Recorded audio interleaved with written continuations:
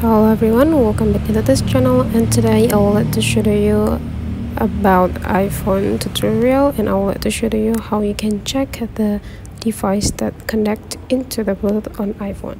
So the first thing you have to do is just make sure that the Bluetooth is on.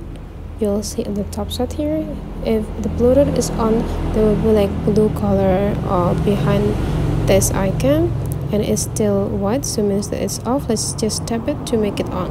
And whenever the Bluetooth is on, you just need to tap into the settings, and then you just need to go click these Bluetooth options.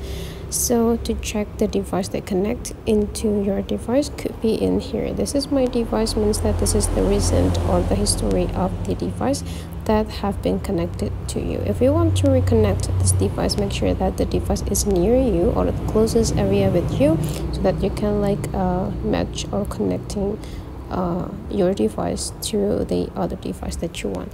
So that's for this tutorial. Hopefully you enjoy this, and if you still have some questions, just drop into the comment sections below. Don't forget the thumbs up button, click it and turn on the notifications.